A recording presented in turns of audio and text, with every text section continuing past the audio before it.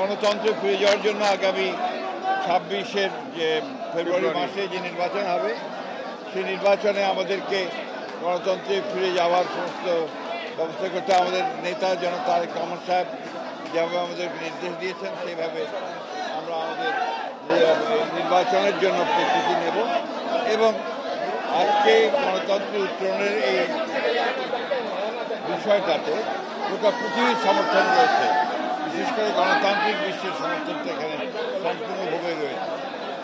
মানে মহাসচিব, আপনি একটি রাজনৈতিক দলের মহাসচিব, সেই জায়গা থেকে দেশের সব থেকে বড় দল, সেখানে আপনাদের সাথে আরও যারা রয়েছে বিভিন্ন দেশের প্রতিনিধিরা যারা যোগদান করেছে তাদের সাথে আপনার আলাপ হয়েছে কিনা? আমাদের সকলের সঙ্গে আলাপ হয়েছে, যারা গিয়েছিলেন তাদের সঙ্গে তো অবশ্যই আলাপ হবে, এটাই তো স্বাভাবিক, তাই না?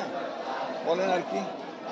এই সফর আপনি যে আপনারা যে প্রত্যাশী সবচেয়ে বড় জন্য আপনি মহাসচিব, আরও এখানে প্রতিনিধিরা গিয়েছিলেন, ভাই সেই প্রত্যাশা কি পূরণ হয়েছে কিনা, কতটা পূরণ হয়েছে? প্রথমবারের মতো আমাদের ভারপ্রাপ্ত মাফ করবেন, আমাদের তত্ত্বাবধায়ক সরকারের মাননীয় প্রধান উপদেষ্টা তিনি জাতীয় ঐক্য প্রদর্শন করবার জন্য কয়েকটি দলকে তিনি আমন্ত্রণ জানিয়েছিলেন। সেদিক থেকে এটা অবশ্যই একটা সফল হয়েছে এবং ওখানে জাতিসংঘের ওই প্রধান অধিবেশন ছাড়া পাশাপাশি যে সভাগুলো হয়েছে, বিশেষ করে আপনার যারা বিদেশে বাস করছেন, প্রবাসী আছেন, তাদের সমস্ত বিষয়গুলোই আমি মনে করি যে বাংলাদেশের জন্য অত্যন্ত ভালো হয়েছে, অ্যাজ এ হোল গণতন্ত্রের জন্য ভালো হয়েছে।